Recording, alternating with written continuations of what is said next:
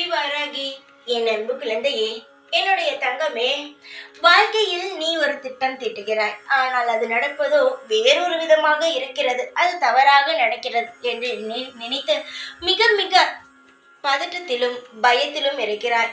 நான் ஒன்று சொல்கிறேன். ஒரு விஷயம் நடந்து கொண்டு இருக்கிறது. அது உன்னை சோதிப்பது போல், உன் மனதை காயப்படுத்துவது போல் நடந்து கொண்டு இருக்கிறது என்றால் அதை நினைத்து பயப்படாமல், என்ன தவறு செய்தோம், நம்முடைய விஷயங்கள் ஏதாவது தவறு இருக்கிறதா என்று பார். அப்படி தவறு இருந்தால் அதில் என்ன மாற்றத்தை ஏற்படுத்தலாம் என்று ஏற்படுத்து. முக்கியமாக ஒரு விஷயம் சொல்கிறேன். வாழ்க்கையானது நன்றாக போய்கொண்டிருக்கிறது. அதில் ஏதோ ஒரு பிரச்சனை வருகிறது என்று உன் மனம் நினைத்தால் முதலில் என்ன பிரச்சனை வருகிறது, அது யாரால் அந்த பிரச்சனை வந்தது, எதற்காக அந்த பிரச்சனை வந்தது, அந்த பிரச்சனையை நம் வாழ்க்கையிலிருந்து எப்படி எடுக்கலாம் என்று யோசி. அதை விட்டுவிட்டு தேவையில்லாத விஷயங்களை எல்லாம் குழப்பிக்கொண்டு அதுக்குள்ளேயே மூழ்கிக்கொண்டு அழுது கொண்டு இருப்பது வீண் என்று தான் சொல்வேன். கடவுளானவன் நேரடியாக வந்து பேச மாட்டான். ஏதாவது ஒரு விஷயத்தை உனக்கே ஏதோ ஒரு யோசனையை கொடுப்பான்.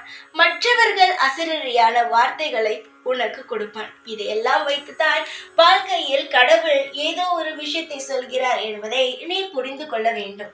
எப்பொழுதுமே குழப்பத்துடனும் பயத்துடனும் இருக்கும் பொழுது இறைவனே நேரடியாக வந்து இறங்கினால் கூட அந்த குழப்பமும் அந்த பயமும் கடவுள் வந்ததை கூட உன் கண்ணுக்கு தெரியாமல் மறைத்துவிடும்.